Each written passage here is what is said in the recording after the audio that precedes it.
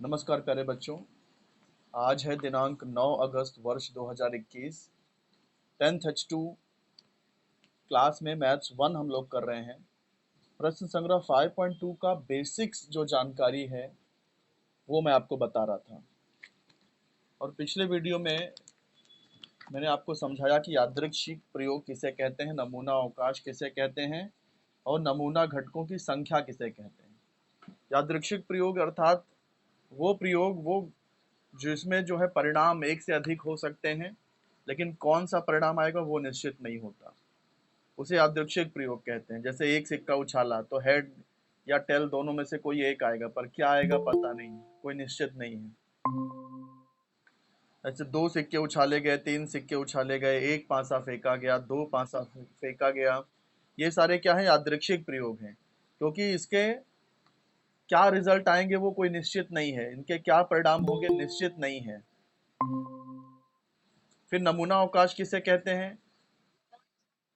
यादृच्छिक प्रयोग के जो भी घटक हैं, उन सभी घटकों को यदि हम लोग समुच्चय के रूप में लिखते हैं तो उसे नमूना अवकाश कहते हैं। इसे एस अक्षर द्वारा दर्शाया जाता है क्योंकि इंग्लिश में इसे सैंपल स्पेस कहा जाता है। हाँ बेटा, मैथ्स 1 चल रहा है 10th H2 में। और फिर इसके जो घटक हैं उसकी संख्या को नमूना घटकों की संख्या कहते हैं, जिसे एन ऑफ एस द्वारा दर्शाया जाता है। जैसे यहाँ एस के अंदर दो घटक हैं तो एन ऑफ एस 2 हो गया। अब यादृच्छिक प्रयोग दो सिक्के उछाले गए तो एस कैसे आएगा? दो सिक्के हैं, उछालने पर हो सकता है कि दोनों में एच एच आ जाए या फिर एच टी आ जाए या टी एच आ जाए या टी टी आ जाए। यहाँ एन ऑफ एस कितना हो गया? ये पहला पहला परिणाम, ये दूसरा परिणाम, ये तीसरा परिणाम, ये चौथा परिणाम, तो ये एन ऑफ एस 4 हो गया। इसे आप लोग ऐसा मत गिनना एक दो, ये 1 2 3 4 5 6 7 8 ऐसा नहीं गिनना है। हर एक एक परिणाम के बाद कॉमा डालना है। ये सारी जानकारी मैं पहले आपको बताया था। फिर मैंने आपको ये भी बताया था कि इसे कैसे याद रखना है। एच टी कैसे आया, H H H T H T कैसे आया, वो मैंने आपको बताया था। देखो कैसे करना है। एच एच लिखा, एक बार इस एच की जगह पे टी लिख दिया, सेकेंड नंबर पे टी लिख दिया, एक बार फर्स्ट नंबर पे टी लिख दिया, उसके बाद दोनों जगह पे टी आ गया। फिर तीन सिक्के उछाले तो कैसे लिखेंगे? जैसे दो एक सिक्के उछाला था तो 2 बार एच लिखा था, ऐसे तीन सिक्का उछाला तो 3 बार एच लिख दो। अब क्या करो, एक एक एच के क्या,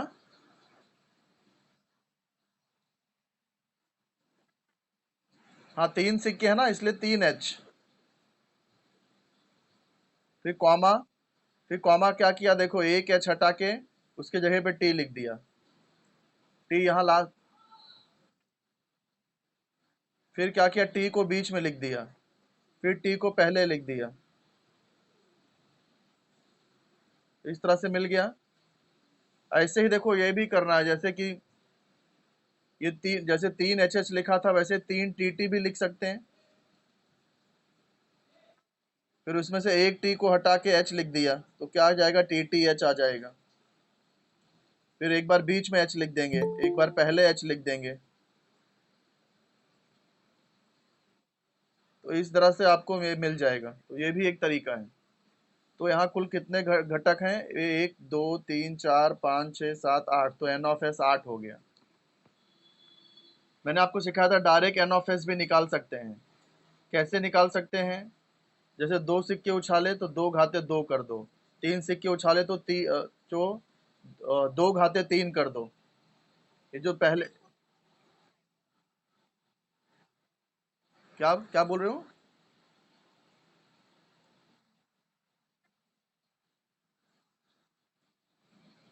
हाँ ये, हम्म, क्या पूछ रहे हैं? ये समझाऊं? ये ये एक पासा जब हम लोग फेंकते हैं, कल मैंने आपको बताया था कि एक पासा जब हम लोग कोई एक पासा फेंकते हैं तो एक भी आ सकता है, दो भी आ सकता है, तीन भी आ सकता है, चार भी आ सकता है, पांच, इसमें से कोई भी एक आता है ना। बोलो बेटा। यदि एक सिक्का उछाला जाए तो यहाँ पर छह तरह के, छह में से कोई भी एक आ सकता है। तो एस में हम लोग क्या लिखते हैं, सारे सारे जो है घटक है लिखते हैं, जो जो आ सकता है सब एस में लिखा जाता है। तो एक पासा फेंका जाए तो क्या क्या मिल सकता है, 1 2 3 4 5 6, इसमें से कोई भी संख्या मिल सकती है, तो वो एस के अंदर आ गया। अब कुल छह, यहाँ पर कुल 6 घटक हैं, इसलिए एन ऑफ एस कितना आ गया, 6 आ गया। नमूना घटकों की संख्या 6 आ गई। अब देखो दो पासे फेंके गए तो कैसे लिखोगे। दो पासे फेंके गए तो हो सकता है कि पहले पहले पासे में एक आ जाए, दूसरे पासे में एक आ जाए, या पहले पासे में एक हो, दूसरे पासे में दो भी आ सकता है, दूसरे पासे में 3 भी आ सकता है, 4 भी आ सकता है, 5 भी आ सकता है, 6 भी आ सकता है। या हो सकता है कि पहले पासे में एक के बजाय दो आ जाए, और दूसरे पासे में 1 2 3 4 5 6, इसमें से भी कुछ भी हो सकता है। मतलब पहले पासे में 1 2 3 4 5 6 कुछ भी आ सकता है, और दूसरे पासे में भी 1 2 3 4 5 6 कुछ भी आ सकता है। पेज नंबर 117 की चर्चा कर रहा हूं मैं। तो दो पासे फेंके गए तो कैसे लिखोगे, पहला एक वाला लिख दो कि 1 1 1 2 1 3 कहाँ तक, 1 6 तक। फिर 2 से स्टार्ट करो, 2 1 2 2 2 3 कहाँ तक, 2 6। फिर 3 से स्टार्ट करो, 3 1 3 2 3 3 कहाँ तक, 3 6। फिर ऐसे 4 से, 4 1 से लेके 4 6 तक। फिर 5 1 से 5 6 तक, 6 1 से 6 6 तक। इसके अलावा और कुछ रिजल्ट मिल सकता है क्या, दो पासे फेंके तो।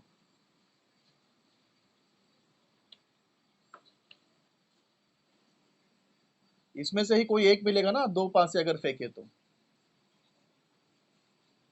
तो यहाँ पर कुल आप गिनोगे तो ऐसे भी 6 आ रहा है, ऐसे भी 6 आ रहा है, तो टोटल 6 छंग 36, एन ऑफ एस 36 आ गया।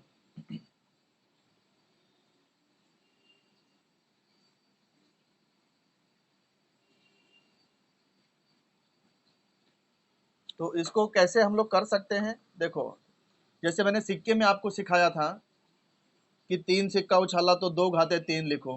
क्यों दो, क्योंकि एक एक का एन ऑफ एस 2 है, एक सिक्के उछालने पे 2 आया था।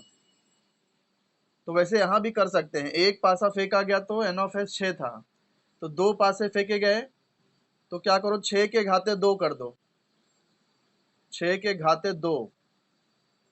तो 6 के घाते 2 यानी 6 × 6, 6 छंग 36, तो एन ऑफ एस 36 आ गया। अच्छा आप लोग बताओ, 3 पासे फेंक के जाएंगे तो एन ऑफ एस कितना आएगा।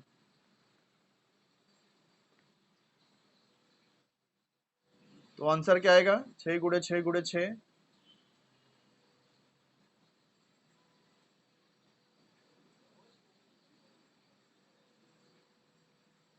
करके बताओ बेटा आंसर।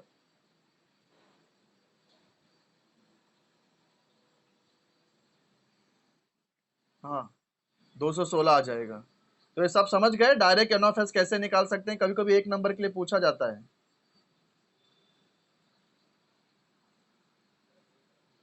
जवाब दो बेटा, समझे कि नहीं तो मैं आगे चलूं। सिर्फ एक बच्चा का जवाब आया बस, जुड़े कितने हैं इसमें। हाँ, पाल निधिन को भी समझ में आ गया है। फिर ये अमीना सबरी के आईडी से कौन जुड़ा है।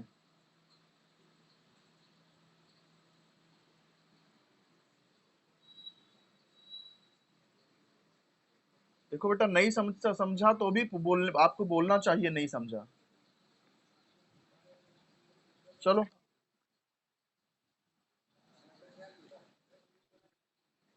समझे। जिसको नहीं समझा वो बोलो तो मैं फिर से समझाऊं, नहीं तो टाइम वेस्ट होगा। फिर से समझने की बात क्या है, इसमें वीडियो रिकॉर्ड ही हो रहा है, तो आप उसको बाद में रिकॉर्डिंग वीडियो बार बार पॉज करके, रिवाइंड करके बार बार वापस से समझ सकते हो।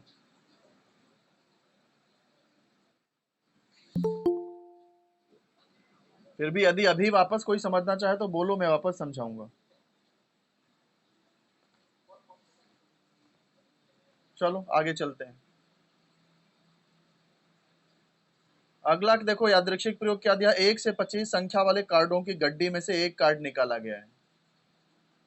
तो जो कार्ड निकालेंगे, एक कार्ड निकाला गया है तो इसमें से कोई भी कार्ड आ सकता है, 1 नंबर वाला कार्ड भी आ सकता है, 2 नंबर वाला भी आ सकता है, 3 नंबर वाला भी बाहर निकल सकता है, 4 नंबर वाला भी आ सकता है। इस तरह से ऐसे कुल 25 में से कोई भी कार्ड बाहर आ सकता है। तो यहाँ पर कुल कितने कितने कार्ड हो गए, कुल कितने घटक हो जाएंगे? 25। तो एन ऑफ एस क्या आ जाएगा? 25 आ जाएगा। तो यहाँ पर 25 लिखना। फिर क्या दिया देखो, अच्छी तरह से फेंटे गए ताश की 52 पत्तों की गड्डियों में से ताश का एक पत्ता खींचना। तो ताश में देखो कुल 52 पत्ते होते हैं। कौन से 52 पत्ते? क्या? बता तो रहा हूँ 52 पत्ते होते हैं। नहीं मालूम इसलिए बता रहा हूँ, 52 पत्ते होते हैं। अब 52 पत्ते देखो 4 तरह के होते हैं। एक ईंट और पान, ये लाल पत्ते होते हैं। हुकुम और चिड़ी, ये काले पत्ते होते हैं। ये पिछले वीडियो में भी मैंने बताया था आपको। 26 लाल पत्ते होते हैं ईंट और पान के, 26 काले पत्ते होते हैं हुकुम और चिड़ी के। अब ये पत्ते क्या होते हैं? इक्का होता है, फिर 2 से लेके 10 तक, जैसे नहला दहला ये बोलते हैं ना, 2 से लेके 10 तक। फिर गुलाम रानी राजा, ऐसे ईंट के 13 पत्ते होते हैं, हुकुम के 13 पत्ते होते हैं, पान के भी ऐसे 13 पत्ते होते हैं, चिड़ी के भी 13 पत्ते होते हैं। तो ऐसे कुल कितने पत्ते हो गए? 52 पत्ते हो गए।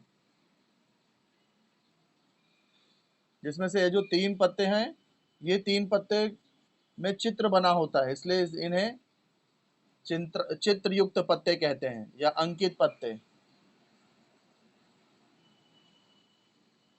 तो 52 पत्तों में से एक पत्ता निकाला गया, तो 52 प्रकार में से कोई भी एक प्रकार का पत्ता बाहर निकल सकता है।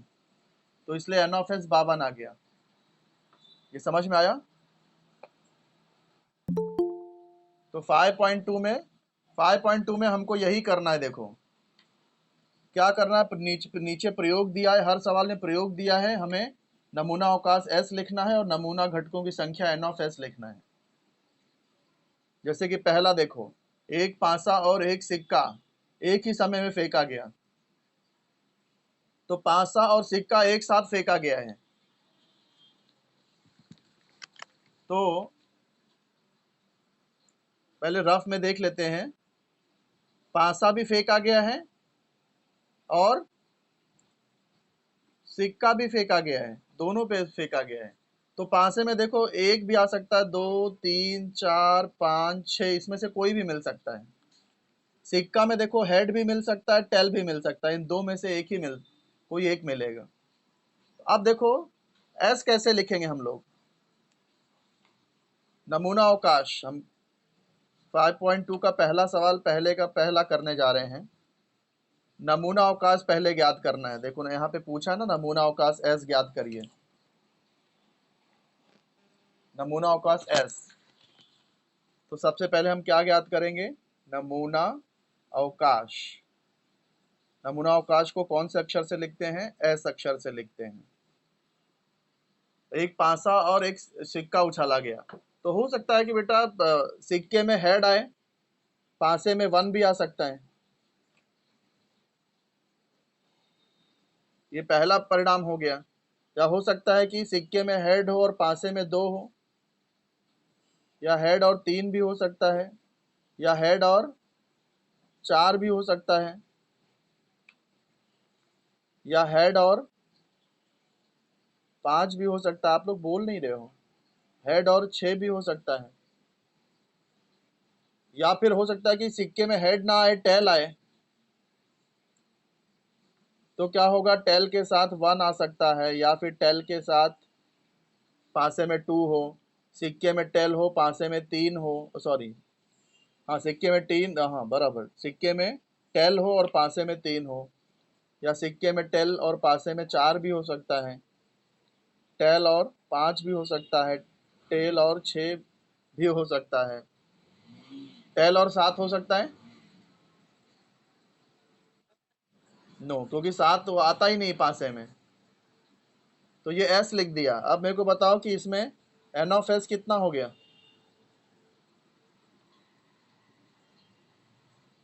6 तो हेड के साथ मिल सकता है, 6 टेल के साथ संभावना है, तो 6 6 कितने हो गए? 1 2 3 4 5 6 6 ये, तो एन ऑफ एस 12 हो गया। समझा मैंने क्या किया? एक बार एच के साथ पूरा लिख दिया और एक बार टी के साथ पूरा लिख दिया।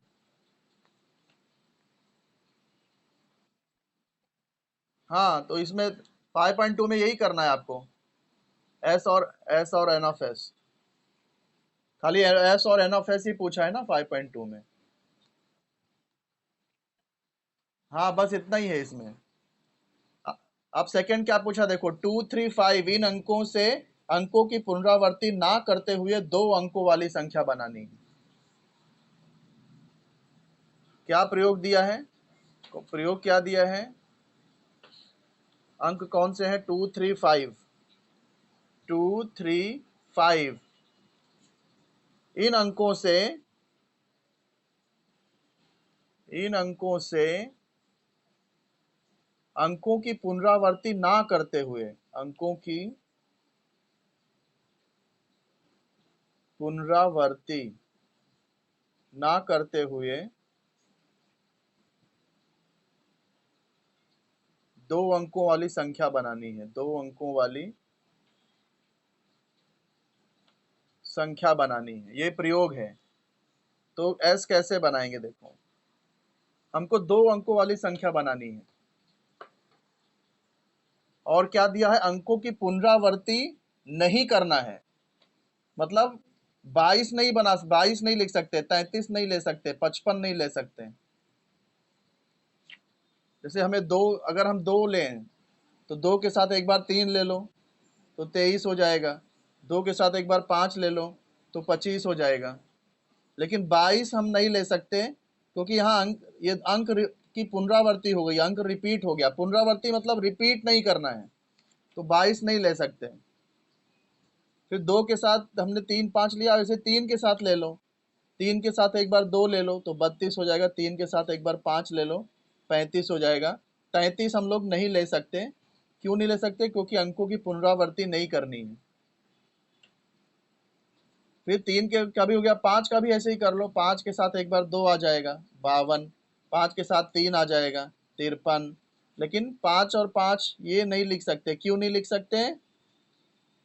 क्योंकि क्या बेटा, समझ में नहीं आया?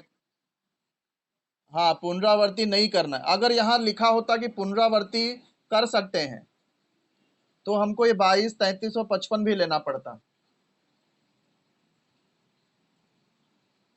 तो देखो, इन अंकों का उपयोग करके 2 अंकों वाली संख्या ऐसे ही बनेगी ना, इकाई अंक दहाई अंक, इकाई अंक दहाई अंक।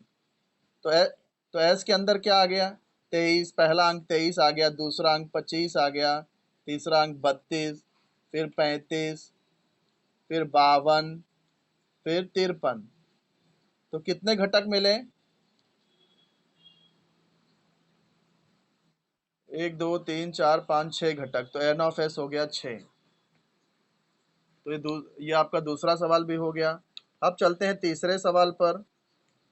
तीसरा सवाल क्या है देख लेते हैं किताब में।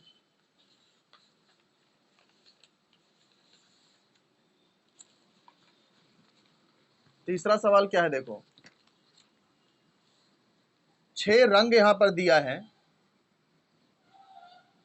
लाल, केसरिया, पीला, नीला, हरा, जामुनी, 6 रंग हैं। और ये क्या, एक फिरकी है। फिरकी मतलब चक्र है, घुमा सकते हैं हम लोग।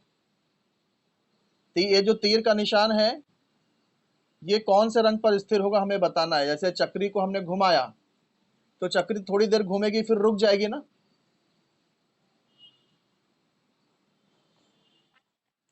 रुकने के बाद ये तीर के नीचे कोई भी रंग आ सकता है, पीला भी आ सकता है, केसरिया भी आ सकता है, लाल भी आ सकता है। बराबर।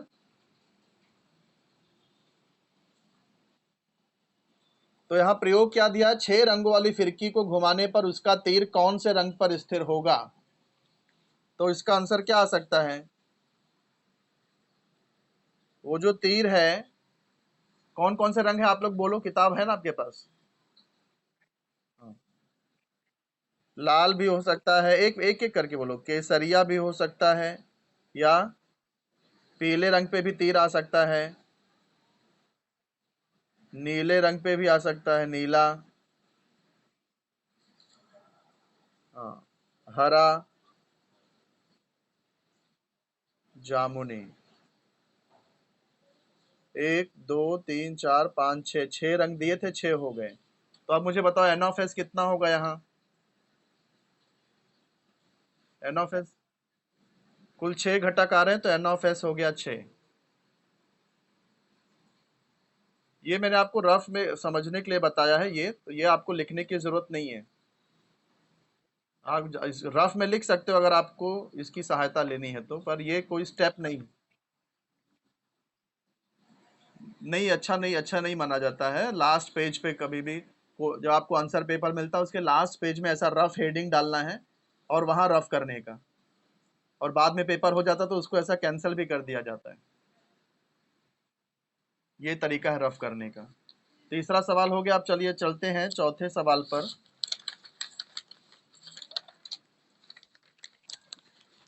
हाँ सॉरी, तीसरे पे चलते हैं, दूसरा हुआ है।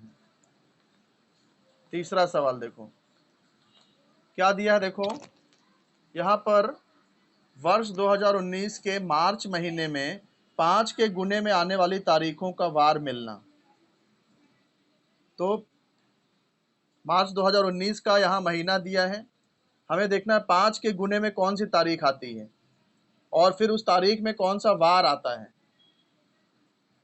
तो 5 का गुणा में क्या होता है, 5 एकम 5। कौन सा वार आया, कौन सा वार आया, ट्यूसडे आ गया। फिर दूसरा गुणा कौन सा है, 5 का 5, 5 दून 10 होता है, 10, तो सैटरडे आ गया। हाँ सॉरी, संडे आ गया। फिर 5 तिहाई 15, तो 5 का गुणा 15, फ्राइडे आ गया। फिर 5 चौक 20, वेडनेसडे आ गया। फिर 5 पचे 25, मंडे आ गया। और फिर 5 छंग 30, तो ये सैटरडे आ गया। यस, तो यही है ना, यहाँ पे 5 के गुने में आने वाली तारीख का वार क्या क्या हो सकता है वो लिखना है।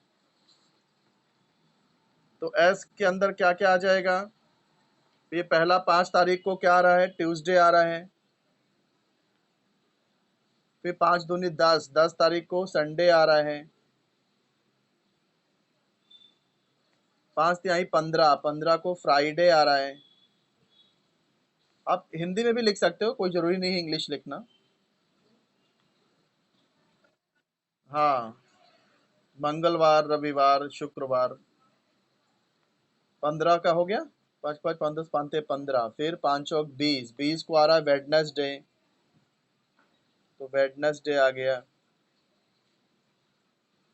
5 5 10 5 15 5 20 का हो गया 25, 25 को क्या आ रहा है, मंडे आ रहा है। फिर 5 छंग 30, 30 को क्या आ रहा है, सैटरडे, सैटरडे आ गया।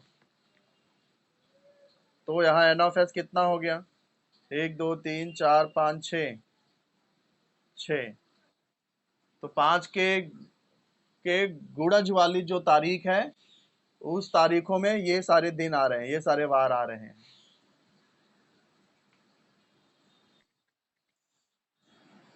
उधर क्या पूछा है बेटा, वार, 5 के गुने में आने वाली तारीखों का वार मिलना।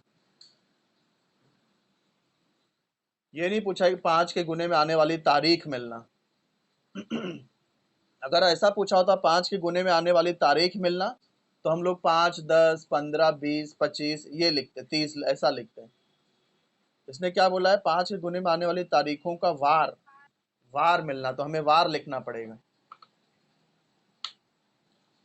ठीक है बेटा, आगे बढ़े। अब चौथा देखते हैं। दो लड़के हैं B1, एक लड़का है B1, दूसरा लड़का है B2, बॉयज 1 बॉय 2। दो लड़कियां हैं, तो दो लड़कियों को G1 G2 मान लिया है, गर्ल 1 गर्ल 2। अब क्या करना है, इसमें से दो लोगों की एक रास्ता सुरक्षा समिति बनानी है। कुल कितने लोग हैं, 1 2 3 4 लोग हैं, और समिति कितने लोग की बनानी है, सिर्फ दो लोगों की। तो समिति में कौन कौन से दो लोग लिए जा सकते हैं?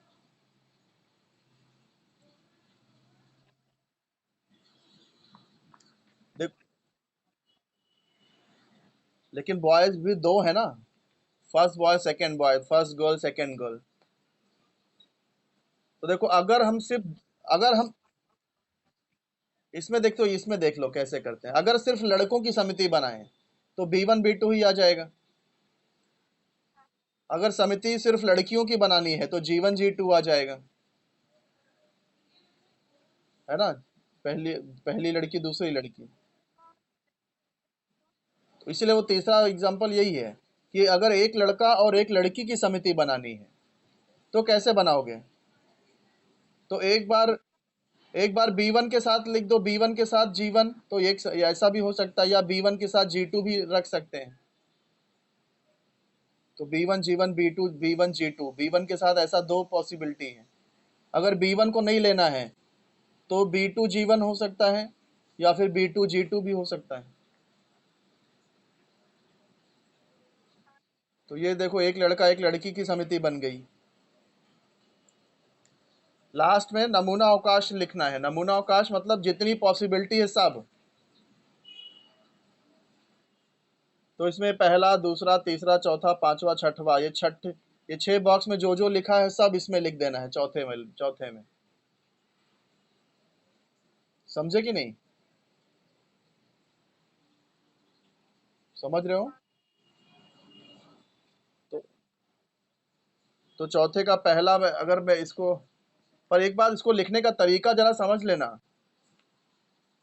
ये B1 B2, अगर आप बीच में कॉमा डाल रहे हो तो ब्रैकेट डाल देना। जैसे नमूना अवकाश में सीधा आपको ये पहले का चौथा बता रहा हूँ, सॉरी, चौथे का चौथा बता रहा हूँ। नमूना अवकाश यदि लिखना है एस, तो पहले तो बॉयज वाली थी, सिर्फ बॉयज हैं, तो B1 B2। या तो आप बिना कॉमा के लिखो, अगर आप कॉमा डाल रहे हो तो ब्रैकेट डालो। गर्ल्स की समिति बनानी है तो G1 और G2 आ जाएगा। बॉयज और गर्ल्स की बनानी है तो B1 G1 हो सकता है, B1 G2 हो सकता है।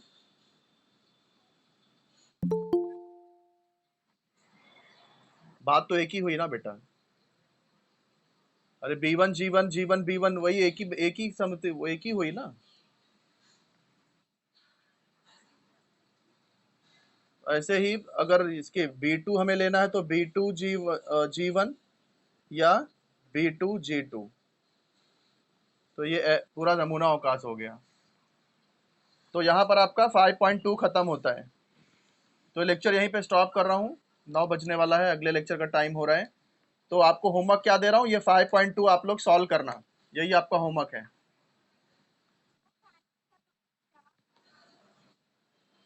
नहीं, साइंस का अलका टीचर ही लेने वाली है आज।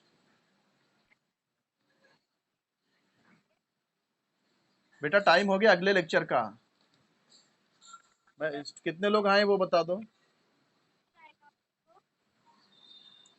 मैथ्स 1 में पहला पांचवा, मैथ्स 2 में पहला दूसरा, 11।